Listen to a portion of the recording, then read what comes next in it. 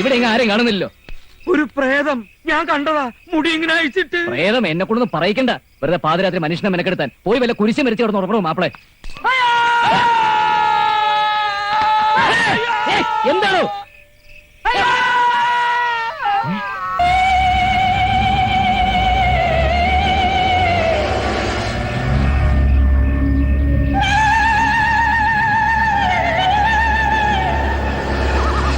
ഇന്നെന്താ ആഴ്ച? വെള്ളിയാഴ്ച.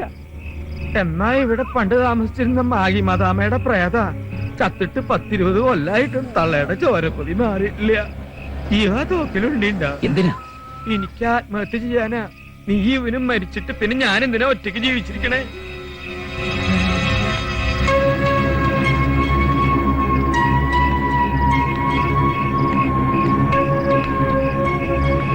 ആരടി നീ? ചോദിച്ചു കേട്ടില്ലേ ആരാന്ന്? നോക്കി നിൽക്കാതെ മദാമയെ വെടിവെക്ക് ജീവ. മദാമ മണ്ണാൻ കട്ട അല്ലേ? സത്യം പറഞ്ഞോണം. എന്തിനാടി ഇതിനകത്ത് കയറിയത്? പറയേ. ഒന്നുകൂടെ നിന്ന് മോങ്ങാതെ പറയടി. ആരാ നീ? എങ്ങനെ വണ്ടിക്കകത്ത് വന്നു? എന്റെ പേര് ഹേമ. ഞാൻ മൈസൂർക്ക് പോകാൻ സ്റ്റാൻഡിൽ വന്നിറങ്ങിയതാ. അവിടെ വന്നപ്പോഴാ അറിഞ്ഞത് ലാസ്റ്റ് ബസ്സും പോയിന്ന്. കാലത്തുള്ള ഫസ്റ്റ് ബസ് ഇനി മൈസൂർക്കുള്ളെന്ന് അറിഞ്ഞപ്പോ ഞാൻ ആകെ പേടിച്ചു പോയി. എന്നെ പോലൊരു പെൺകുട്ടി രാത്രി ഒറ്റയ്ക്ക് ബസ് സ്റ്റാൻഡിൽ നിന്നാലുള്ള അവസ്ഥ അറിയാലോ. ചിലരുടെ നോട്ടം കണ്ടപ്പോ രക്ഷപ്പെടാൻ ഞാൻ ഒരു മാർഗ്ഗേ കണ്ടുള്ളൂ. റോഡിൽ നിർത്തിയിട്ടിരുന്ന ഈ വണ്ടി ഞാൻ അതിൽ കയറിയിരുന്നു. വണ്ടി കയറിയിട്ട് ഇത്ര നേരം നീ എന്താടി മിണ്ടായിരുന്നത്? നല്ല ക്ഷീണം ഉണ്ടായിരുന്നു. വണ്ടിയിൽ കയറിയ പാടെ ഞാൻ ഉറങ്ങിപ്പോയി. ആട്ടെ, കുട്ടിയുടെ വീട് എവിടെ? വീട്ടിൽ ആരൊക്കെ ഉണ്ട്? എനിക്ക് വീടും സ്വന്തക്കാരും ഒന്നുമില്ല. ഞാൻ കോയമ്പത്തൂർ ഒരു വീട്ടില് കുട്ടിയെ നോക്കാൻ നിൽക്കുകയായിരുന്നു. അവിടുത്തെ സാറിന് ഡൽഹിയിലേക്ക് സ്ഥലം മാറ്റമായി. ആ സാറ് മൈസൂരുള്ള ഒരു സാറിന്റെ അഡ്രസ് തന്നു. അവിടെ കുട്ടിയെ നോക്കാൻ ഒരു ആയ വേണമെന്ന് പറഞ്ഞിരുന്നു. അങ്ങോട്ട് പോവുമായിരുന്നു ഞാൻ. നിന്നെ കണ്ടിട്ട് ഒരു വേലക്കാരിയാണെന്ന് തോന്നണില്ലല്ലോ. ഇത്തിരി കാണാൻ കൊള്ളാവുന്ന മുഖം ഉണ്ടായിപ്പോയത് എന്റെ തെറ്റാണോ സാർ? പിന്നെ ഞാനിട്ടിരിക്കുന്ന ഈ നല്ല ഡ്രസ്സൊക്കെ ഞാൻ നിന്ന വീട്ടിലെ കൊച്ചമ്മയുടേതാ. അടിച്ചു മാറ്റിയതാണോ? അയ്യോ അല്ല, അവര് തന്നതാ. എങ്ങോട്ടേക്കാന്ന് വെച്ചാ പോയിക്കോടി. ജീവ ഒന്ന് വന്നേ. ഈ പാതിരാക്കി ഒരു പെൺകുട്ടിയെ തനിച്ച് പറഞ്ഞേക്കുന്നത് ശരിയല്ല. നേരം വെളുക്കുമ്പോ ഇതിന്റെ മുടിയും നഖവും മാത്രമേ ഉണ്ടാവുള്ളൂ. പൗലോസേട്ടൻ പറയുന്നതിലും കാര്യമുണ്ട്.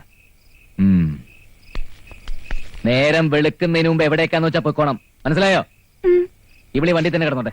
ഈ തണുപ്പത്ത് ഒരു മനുഷ്യക്കുട്ടിയെ പുറത്ത് കിടത്തുന്നത് മഹാപാപ. അവൾ അകത്ത് കിടന്നോട്ടെ. വടാ.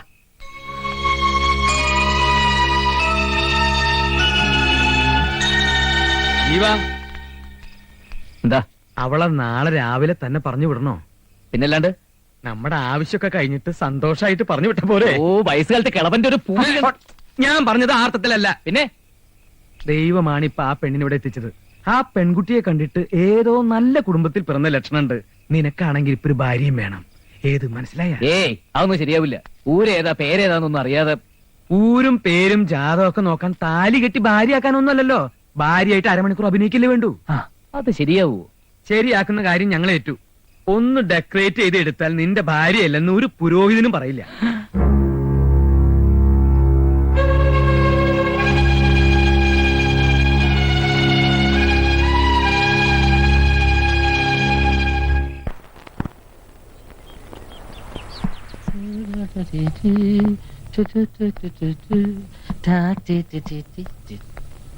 നീ എന്തിനാ ഇപ്പൊ ചായ ആയിട്ട് വന്നത്? ഇത് കുടിക്കാനല്ലേ, കുളിക്കാനൊന്നല്ലോ. ഇത് ചായല്ലേട്ടാ, കാപ്പിയാ. ഏതാണ് അവർക്ക് ഇഷ്ടം അറിയില്ലല്ലോ. ഓ, മുട്ടിനെന്ത് പറ്റി? മുട്ടിനൊന്നും പറ്റില്ല പൊട്ട. വാതിൽ മുട്ടാൻ. ആ, എന്നാ ചേട്ടൻ മുട്ട്. ചേട്ടന്റെ മുട്ടാ മുട്ട. എന്നാ ഞാൻ മുട്ടാം. ഇപ്പൊ വീണാനെ. എന്താ ഇത്? ഇത് ചാപ്പി അല്ല, ഇത് ഇത് എന്താ ഇത് ബെഡ് കോഫി. എനിക്ക് വേണ്ട. നമ്മുടെ എസ്റ്റേറ്റിലെ കാപ്പിയെ കുട്ടി. ദേ, ഇനി കാപ്പി വേണ്ടെങ്കിൽ ചായ ഉണ്ട്. ചായ വേണ്ടെങ്കിൽ ദേ കാപ്പി ഉണ്ട്. കാപ്പി വേണ്ടെങ്കിൽ ചായ ഉണ്ട്. കാപ്പി വേണ്ടെങ്കിൽ ചായ ഉണ്ട്. കാപ്പി വേണ്ടെങ്കിൽ ചായ ഉണ്ട്. അല്ലെങ്കിൽ കാപ്പി ഉണ്ട്. അതല്ലേ ഞാൻ പറഞ്ഞത്. അത് തന്നെയല്ലേ ഞാൻ പറഞ്ഞത്. ഇങ്ങനെ പറയുന്ന രണ്ടും. എനിക്കൊന്നും വേണ്ട. ഞാൻ പോവാ. നേരം വെളുക്കുന്നതിന് മുമ്പ് പൊക്കോണെന്ന് ആ സാറ് പറഞ്ഞിരിക്കുന്നെ. ആ സാറ് ഇവിടെ പോയി. ജീവൻ പോയി. അയ്യോ, എന്ത് പറ്റി? എപ്പോഴാ മരിച്ചത്? മരിച്ചതല്ല, ആ സാറിന്റെ പേരാ ജീവൻ.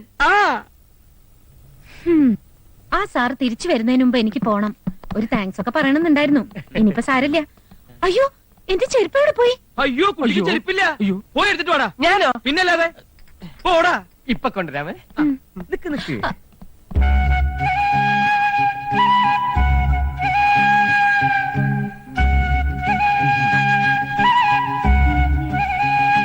അതന്നെ അതന്നെ ഏത് തന്നെ?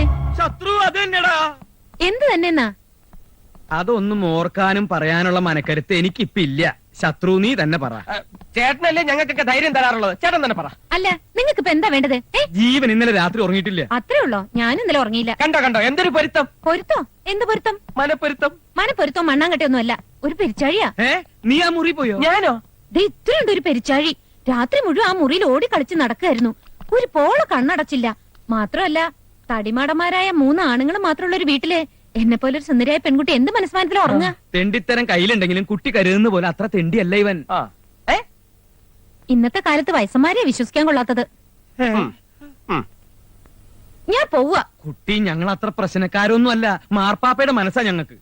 ബ്രേക്ക്ഫാസ്റ്റ് എന്താ വേണ്ടത്? ഇന്ത്യൻ, കോണ്ടിനെന്റൽ, കേരള എല്ലാം റെഡി. എനിക്ക് ബ്രേക്ക്ഫാസ്റ്റ് വേണ്ട, സൂപ്പർ ഫാസ്റ്റ് മതി. മൈസൂർക്ക് പോണത്. അയ്യോ അങ്ങനെ പറയരുത്. ഇതൊരു വലിയ ശല്യമായല്ലോ.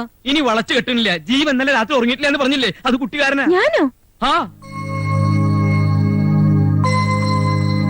അതെ, കുട്ടിയെ കണ്ടത് മുതൽ ആ മനസ്സ് വീണ്ടും പൂത്തു തുടങ്ങി. കഴിഞ്ഞ 2 കൊല്ലമായി മറന്നു തുടങ്ങിയതൊക്കെ ഈ മുഖം കണ്ടതോടെ തികട്ടി വന്നു.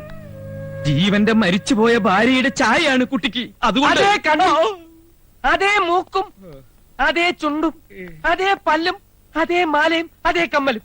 ഇന്നലെ കുട്ടിയെ കണ്ടപ്പോ ജീവന് വിശ്വസിക്കാൻ കഴിഞ്ഞില്ല. ജീവന് മാത്രമല്ല ഞങ്ങൾക്കും അത്ഭുതം തോന്നി. എന്നാ പിന്നെ ഇന്നലെ രാത്രി എന്നെ കണ്ടപ്പോ ഈ അത്ഭുതം തോന്നാത്തെന്താ?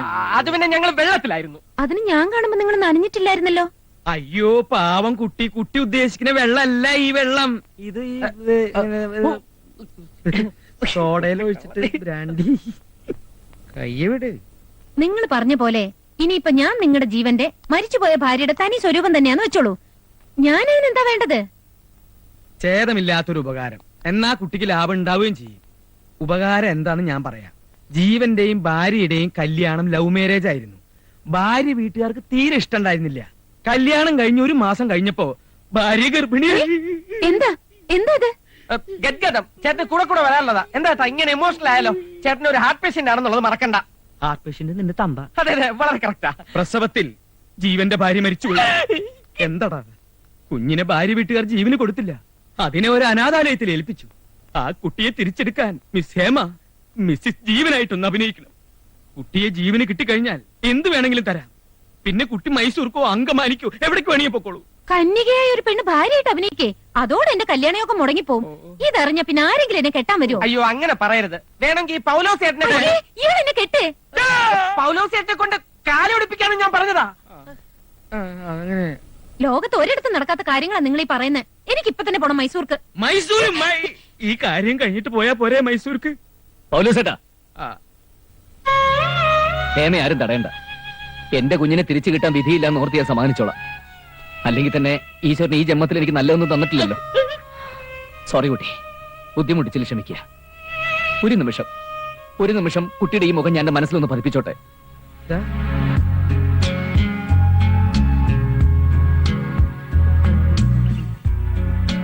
എന്തത് പതിപ്പിക്കുക? ഓക്കേ, ഇനി പോയിക്കോളൂ. പോകുന്നതിന് മുമ്പ് ഒരു സത്യം കൂടി മനസ്സിലാക്കിയിട്ട് പോയിക്കോളൂ. ഞാനും ഇവരും ഹേമയെ പറഞ്ഞ് പറ്റിക്കല്ലെന്ന് ബോധ്യപ്പെടുത്താൻ വേണ്ടി മാത്രം. എന്താ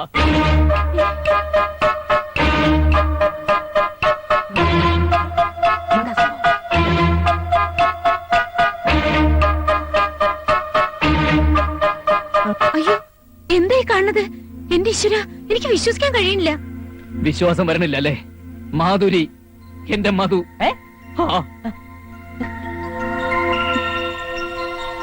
ഓക്കേ, ഇനി കുട്ടി പോയിക്കോളൂ. അതെ, നിങ്ങൾ ഈ പറഞ്ഞതൊക്കെ സത്യമാണോ? നഗ്നമായ സത്യം. The truth. എന്നാ പിന്നെ എനിക്കൊരു 3 മിനിറ്റ് ആലോചിക്കണം. Okay, take your own time.